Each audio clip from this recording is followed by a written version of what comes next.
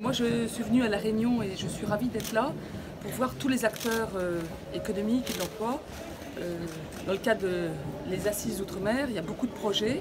Je crois qu'il y a des projets de développement économique. Il y a beaucoup à faire aussi sur la formation pour l'accès à l'emploi de ceux qui sont le plus éloignés de l'emploi. Je pense notamment aux jeunes. Il y a un taux de chômage très fort, 39%. Et donc, je suis venue rencontrer à la fois les entreprises, les syndicats, les jeunes, les centres de formation, le service public de l'emploi pour me faire, pas une idée à travers une autre vue de Paris, mais écouter les acteurs et puis voir ce qu'on doit adapter, ce qu'on doit améliorer, comment on doit progresser.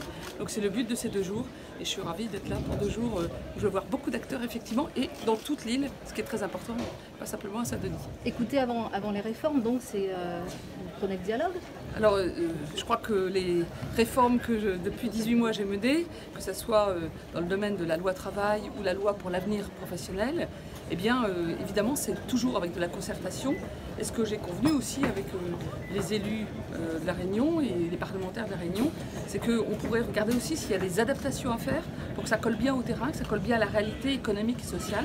Donc c'est aussi un peu le but de ces 2 jours, c'est de voir dans le cadre des réformes globales, dans le champ du travail, qu'est-ce qu'on doit améliorer, pousser, modifier pour que ça réussisse vraiment pour les Réunionnais. Justement, ces parlementaires, il y en a certains qui ont décidé de boycotter votre visite.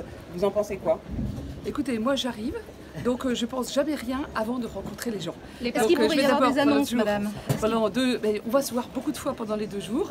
Et donc moi j'ai l'habitude de parler une fois que j'ai rencontré les gens, parce que du coup je me fais une idée et je vais aussi tenir compte de tout ça.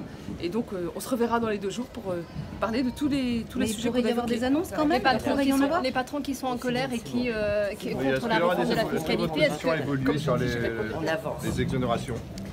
Tout ça, on en reparle dans les 2 jours. On en parle tout à l'heure. Si vous voulez, si je peux répondre aux questions avant, c'est que je n'écouterai pas. Si à la sortie de l'aéroport, j'ai déjà. Non, mais il pourrait y avoir des annonces après la concertation, c'est ça en fait la question. vous connaissez la Réunion parce que vous avez fait vos études à la Réunion?